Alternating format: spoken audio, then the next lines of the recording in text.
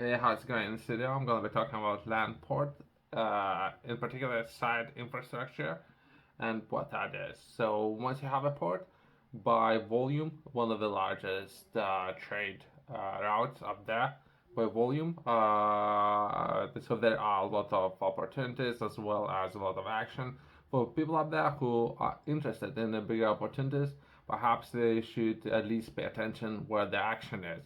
So in this video, we're gonna be looking at infrastructure and in particular in places where there are a lot of action and what some of the countries are doing in those areas.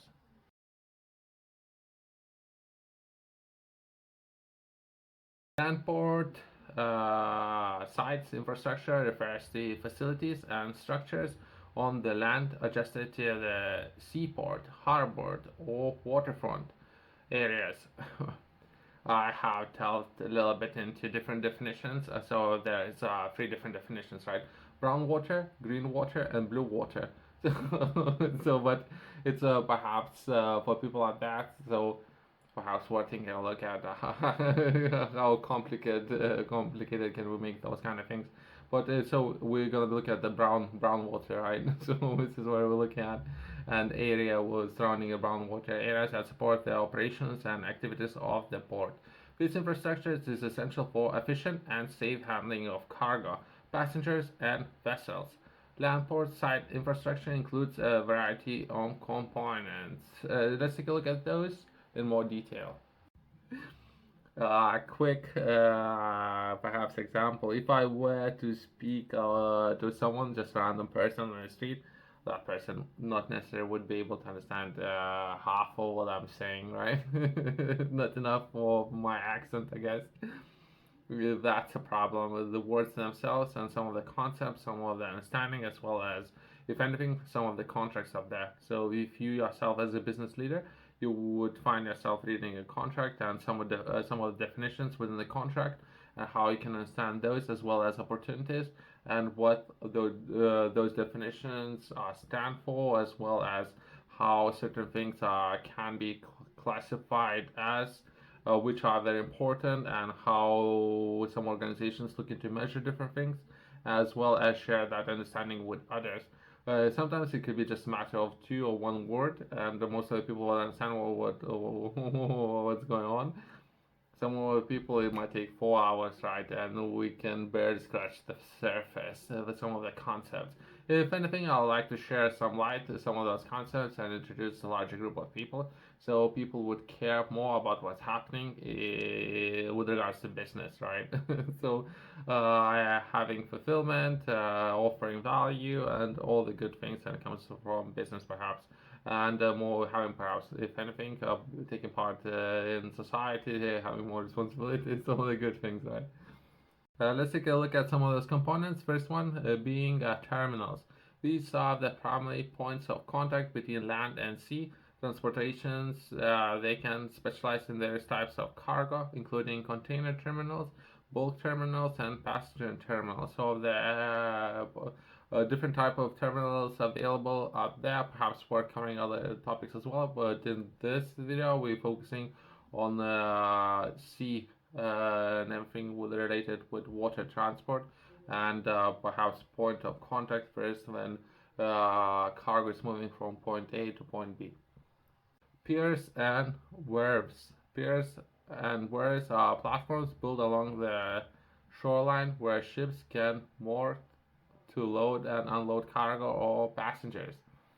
They often include berthing facilities, warehouses, and cargo handling equipment. It's overall evolution over time and how we're looking to improve those, as well as perhaps how we're looking to monitor some of those facilities. Again, in these particular facilities, even ownership and some of the ports and part of ownership of some of the companies up there. And if anything, I was looking at the larger ports within Europe and who actually owns those ports, which is very strange. How much percentage of those ports can be owned by foreign companies? It's a new trend going on in the world, but either way. So just a quick note for people who are interested in those kind of things. Container yards. These are large open areas for stacking and storing shipping containers. Container yards are crucial for efficient container cargo handling, and they often have container cranes and straddle cranes. So yeah, so I have seen those usually, and something's happening with supply chains. That's usually it's on the news. But yeah, so perhaps the people up there, opportunities are there available. I don't know exactly where the next boom gonna be happening, since there are a lot of industries currently in decline. So that's my personal understanding of what's happening. A lot of the industries are in decline, but hopefully there's more gonna be new trade agreements, and there's gonna be new opportunities, in particular with some of the industries, and the way how much some of the regions within the world are gonna begin trading more and more goods moving along, and perhaps there would be more opportunities to local people in some of those areas as well. Even myself, quick note, right? Even myself, right now, I'm looking to, or interested in finding out what would be required to trade internationally, not necessarily domestically only, right? So I have reached out to a number of government institutions up there. So based on statistics and some of the courses that I have taken already, 1 out of 10 businesses in UK is trading internationally, as well as for you to have access to be trading internationally. Based on my research, I don't know if this information is accurate. Perhaps there's going to be some changes coming into effect very soon, but either way. So your business need to be registered for VAT or for tax.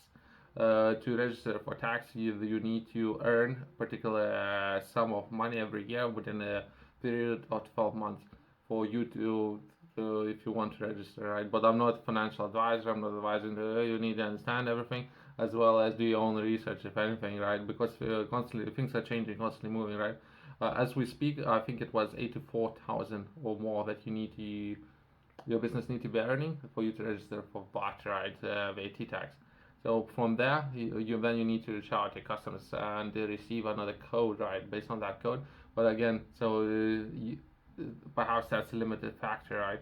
That you need to register there. From there, you can only then you can receive a code. So I'm currently in the process of receiving a code. I can't remember my exact name. It's 5 letters of the code. Perhaps that's a limited factor out there. Why not that many businesses out there are trading from UK? So perhaps that's my own point of view. Or perhaps there should be more businesses and there should be more trade going on, and there should be more prosperity. People should be earning more. So I guess if any takeaways, I don't know. I don't know. I personally believe that there should be more people trying to do business outside perhaps their comfort zone today, if anything. If people on the streets are thinking of joining a protest and thinking about the ways how they can potentially improve system or function more and people can earn more, perhaps that will be some of those areas, such changes that people can make to improve for current conditions, not necessarily limited to only UK, but some of those institutions and how those institutions are currently function. Perhaps there's a reason there's a lot of people out there who are doing all kind of things, right? Perhaps outsourcing to software, as well as once it's outsourced to software, perhaps issuing even those codes, right? Well, I have mentioned VAT code. From there, it's another code, 5 letter code, so people can trade more and bring more, I don't know, the value to their own organization, as well as offer a lot more value to other countries as well as all the regions. Rail and road access. Ports need efficient connections on the road and rail networks to facilitate transportation of cargo and from port to and from port. That includes roadways, rail tracks, and intermodal facilities.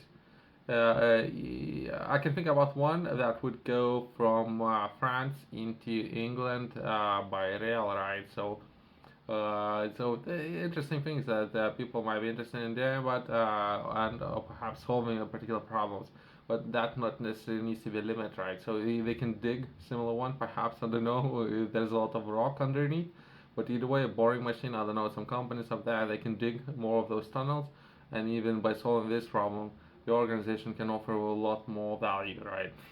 Can make more money, can benefit a lot larger group of people. There's a lot of countries within even Africa or Sahara's desert where they're struggling with water. Perhaps they can ship water from Europe to those countries. Here you go. Send me a check, right? Customs and inspection facilities. Ports often have custom facilities for inspecting and clearing cargo. These facilities ensure compliance with custom regulations and facilitate international trade. Improve, I guess, monitor, perhaps, pay taxes, very important. Warehouse and storage. Warehouse and storage areas are necessary for temporary storage cargo before it's loaded onto ships or transportation further. They can also include cold storage facilities for perishable goods. Perishable goods. Interesting. Perishable goods. Either way, any takeaways that will be currently there are organizations right now. They're offering grants for businesses who can solve problem of increasing shelf life or span of production that would be hold in transportation or cargo moving from A to B. How we can improve packaging. We're constantly looking for improvements, and they offering bounties or financial incentives for people organizations who can solve this problem, right? So this is what's currently happening. It's been happening for some time, and hopefully it haven't closed by now. But even opportunities are there. They're offering a lot of sums of money that could improve our entire supply chain, right?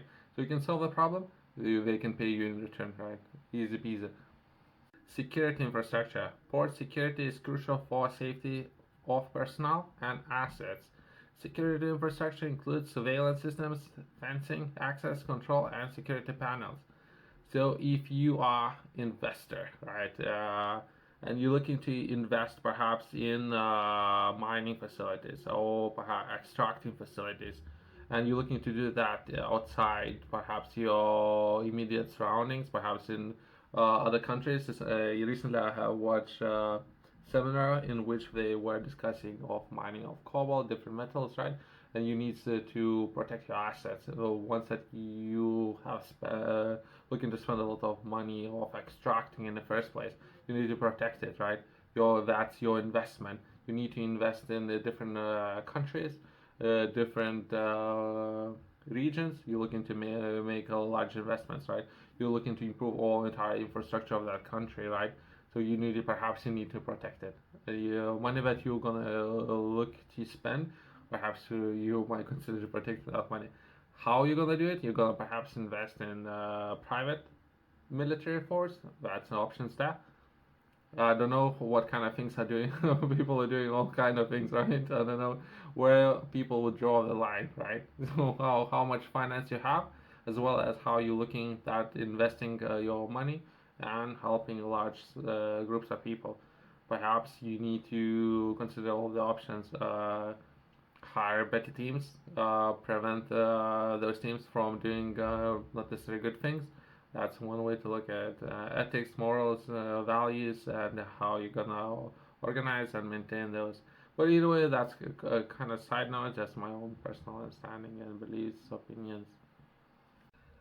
Quick note, perhaps side note. Sometimes those countries in the first place might be corrupt, and before they would enter different agreements, not necessarily that will benefit those countries. So those countries might find themselves in the first place in agreements that are very bad. Okay, that's step one. That's worth mentioning. From there, step two. Then a lot of business people might be interested in investing in all kind of different projects, right? But that's step one. That's perhaps giving a full picture of what's happening. So that's part of the process. Perhaps I don't know. I haven't done anything. I don't know anything. I heard someone told me, right? Administration and office buildings. These facilities house port management offices, administrative staff, and often serve as central command and control centers of the port operations. This video is way too long. I don't know, it's way too long. I'll jump over some of those topics. Utilization. Ports require utilize such as water, electricity, and fuel to support vessel operations, container handling equipment, and other port activities, as well as Within some ports, even within UK, there are a lot of opportunities. In particular, I have noticed there are a lot of vessels that, from what I understand, operating with some of those countries within Europe, and they developing some of those sports in particular, especially perhaps currently. This is what they're doing. In particular, I was looking at Hull. That's a port which serves perhaps Scandinavia as well as Europe, and the developing country. Perhaps port itself is earning a lot of money as well as they're looking to develop that port, and perhaps offer different charging points and electricity as well. And vessels being powered with electric cells, whatever the case might be. I'm not entirely sure. Yeah. So some of the development opportunities going green, right? 2030 going green. So this is what they're looking to develop, not necessarily limited to just electric cells. Perhaps there's other options available up there as well. Environmental mitigation and protection to minimize impact on the port operations or on the environment. Ports may have facilities for waste disposal, pollution control, and environmental conservation measures that they can take into effect. But either way, emergency response facilities, ports may have fire stations depending on the size of the port, as well as medical facilities and other emergency response facilities to address potential accidents or incidents. Sometimes ports might have military bases as well. In particular Djibouti. So for some of the people who are following what's happening in the world, there are so many different military bases out there. I couldn't find UK's military base there. All the countries, all major players are there. Just overall. Navigation aids. These include lighthouses, buoys, and other aids to navigate to help guide ships safely into out and in and out of the port. People out there who are interested in learning more, I have published a book, Project Fishbowl. In this book, I'm covering everything in very detail. What you would need to know when it comes to your body, this hardware that we all have, everything. So that would be rest periods, eating habits, addressing those, as well as working out and lifting weights, perhaps. So becoming more active, and some of those areas how you can begin and progress. And ideally, perhaps that perhaps if it's something that you're interested, it should ideally become a habit or perhaps a hobby. So you might be interested in falling in love with lifting weights. I don't know. Well, why people couldn't understand how much benefits that can potentially have to large populations of their longevity, how long they can live. Either way, I'm covering everything. I'm covering everything within this book. You can find it in the description below, as well as Top Retailers has it.